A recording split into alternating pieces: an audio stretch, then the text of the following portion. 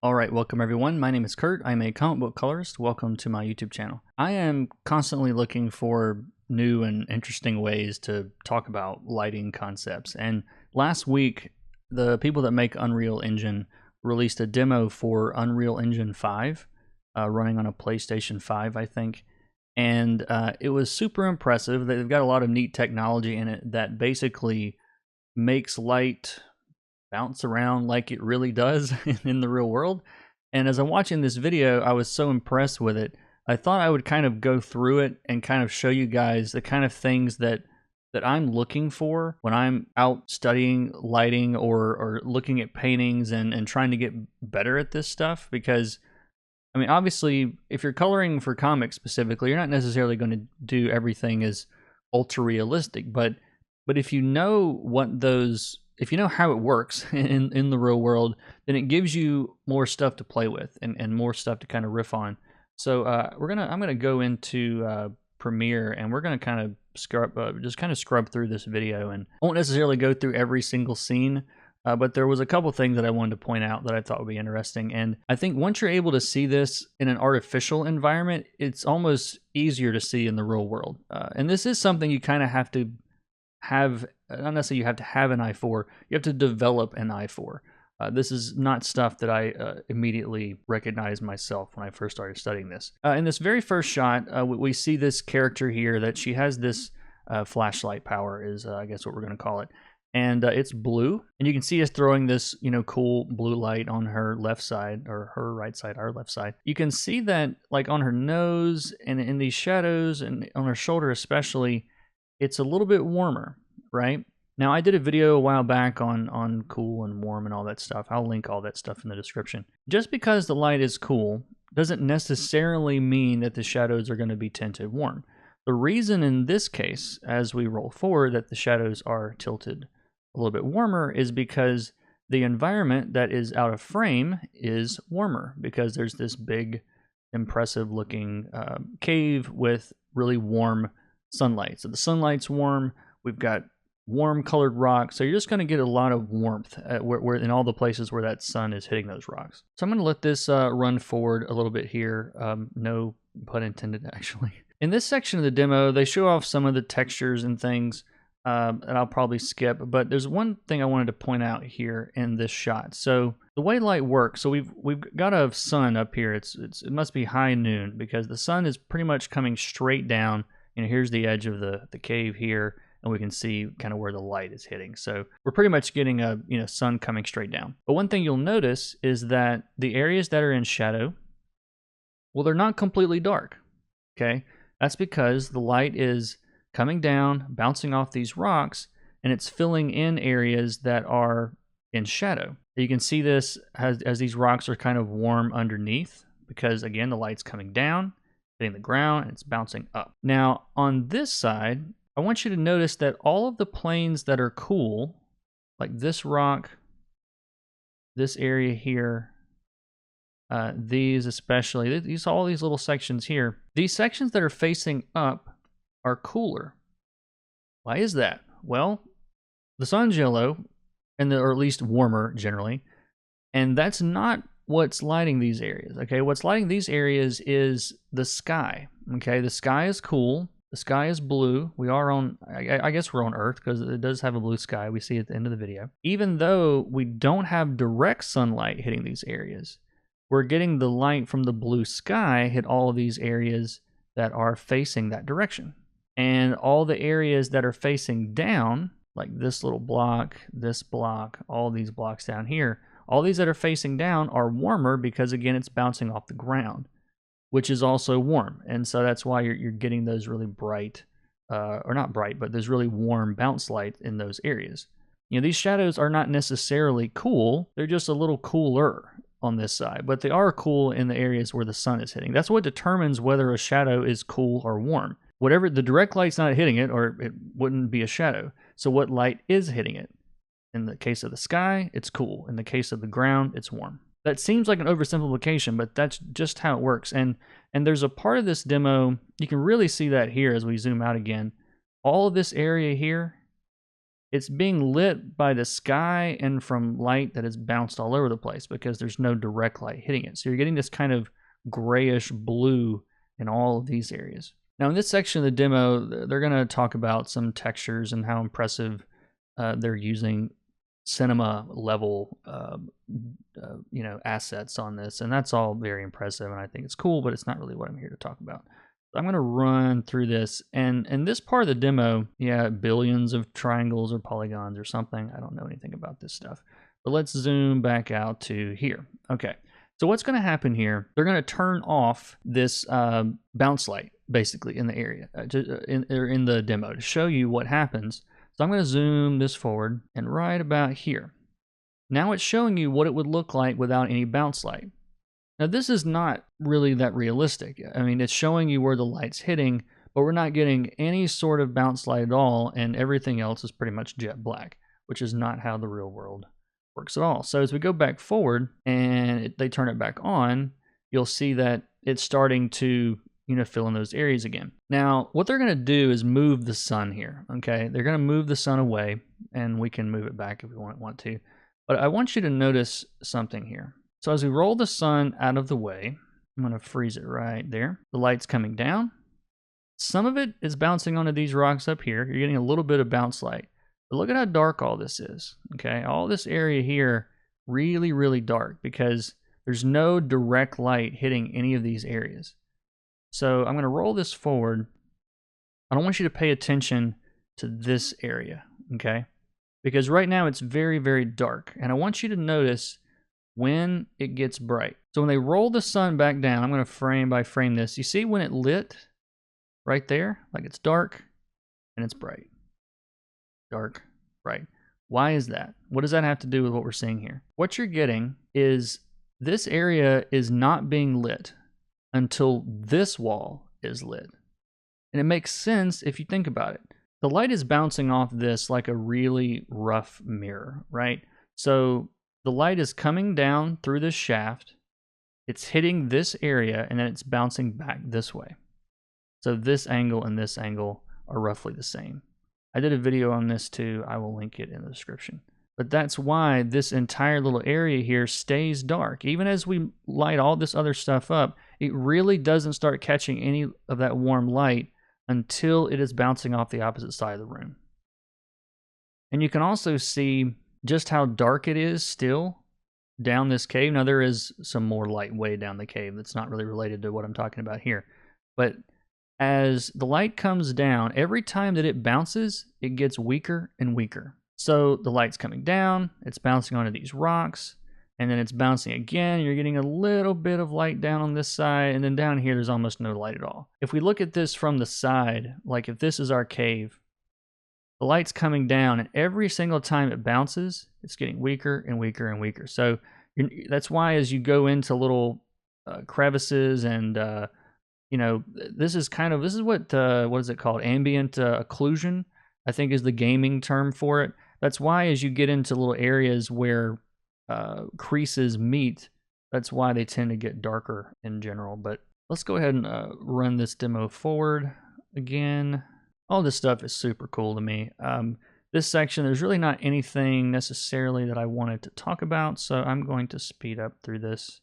I'll link to Unreal's full video on this too. But this next section I want to talk about. So she's about to walk into this little crevice here, crevasse. I don't know which one of those that is. And again, we have a very conveniently placed light source right above this, so that we're getting only the right side of this section is lit. But look at the left side. You see how this side is warmer? This left side is warmer because it's bouncing off this wall. If you need any proof of that, you'll notice that when she goes past, she will actually cast a shadow on this wall. Okay, not the shadows casting on the ground from the main light source, but you're going to see a shadow appear here because that light is bouncing from the wall across. And I'll run that forward so you can see it. You see that shadow moving across right here? This technology is super impressive.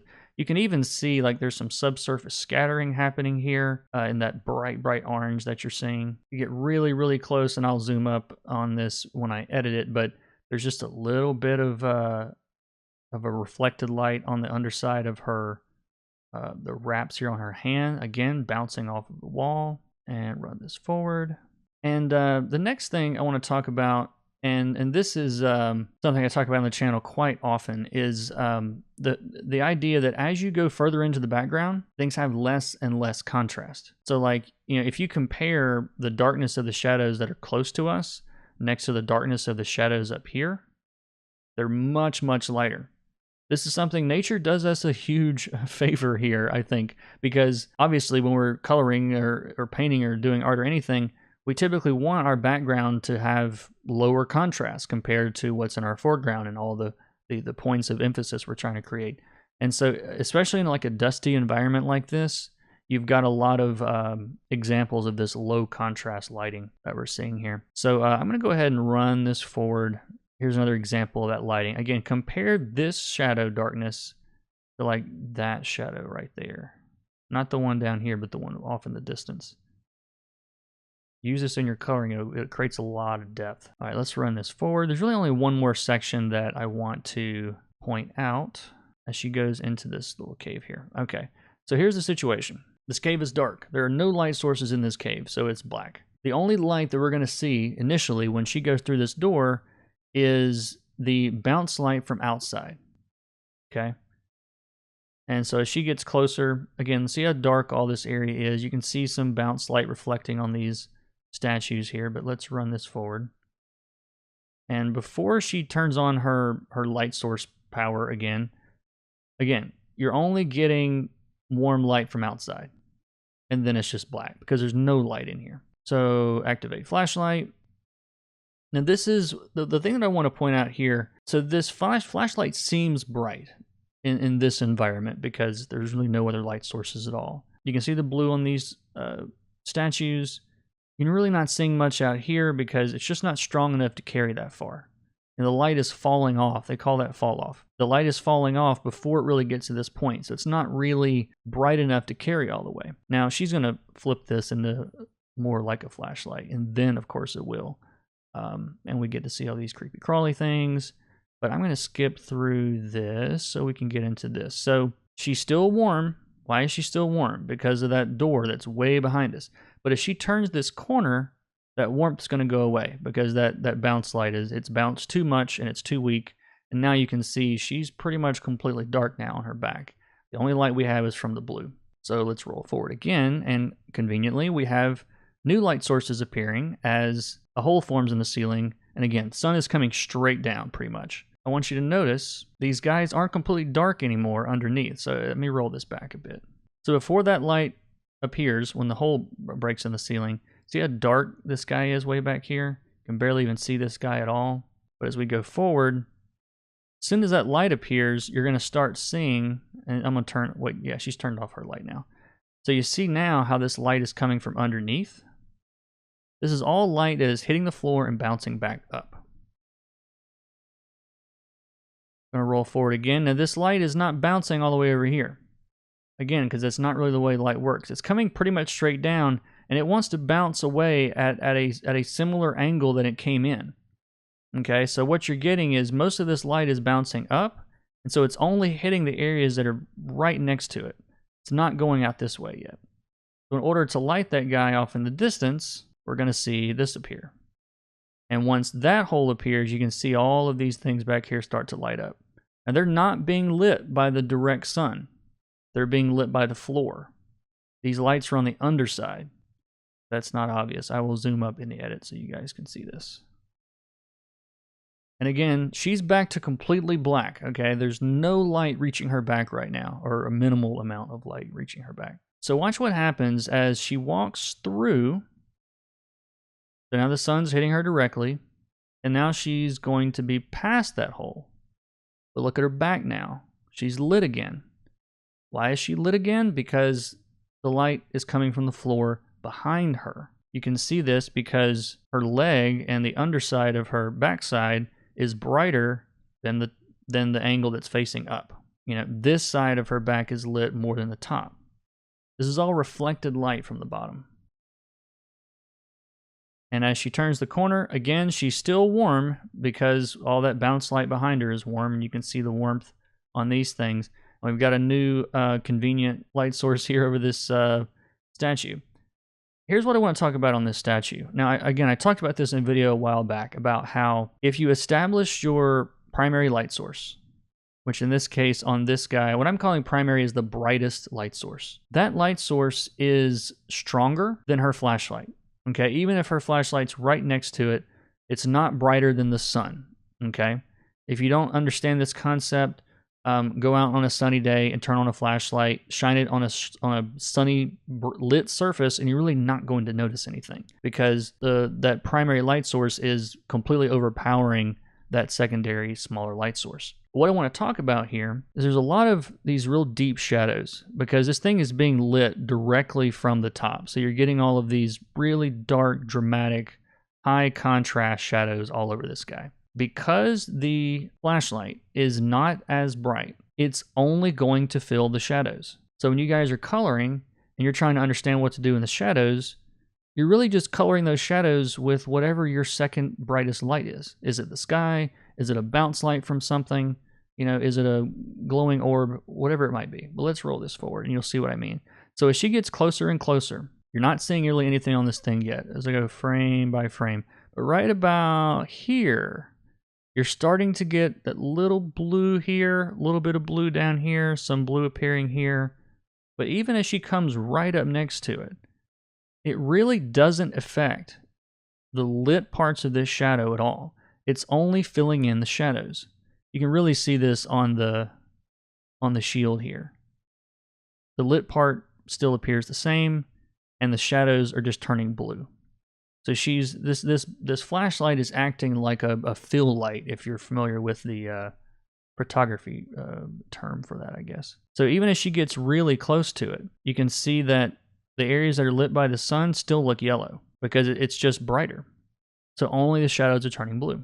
Again, I will link to my video on this, some comic book examples of this. There's really not anything in this section I think that is worth discussing too much. I do think it's interesting to note the different surface textures on these things. So you can see like this gold is a brighter reflection than this stone next to it. All right, so running forward through this demo, she goes up and puts her flashlight in there and it opens this thing up and we get a really bright orange sunlight.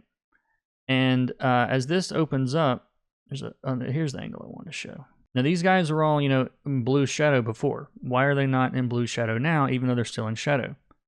Light's bouncing off the floor into these guys. And they're getting brighter even before the sun reaches it because more and more of that light is coming closer and closer and reflecting up into these guys. And eventually, of course, we'll get the sun shining on them. But they're getting brighter in the areas where the sun's not even hitting yet. Like you can see that on this guy here. I think this is so cool. There's like 6 people that probably think this is cool, but again, per example of what I'm talking about, when this is the brightest light source, you get these hard edges, but as it goes into shadow and all we have is bounce light, the light's coming from the bottom. All right, so moving on through this demo, and I almost want to show this part just because it looks cool, and I really don't have much to say about, well, we could talk about this. You'll notice, see how bright this area is here?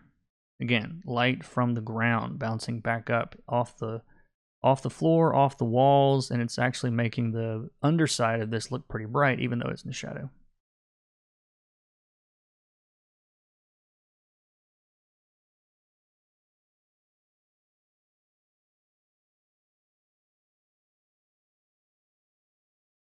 And then she falls off, and we get this really cool dramatic shot here. At the very end, there's one other thing I want to point out, but we'll just watch this because it looks cool. This might be 10 seconds long.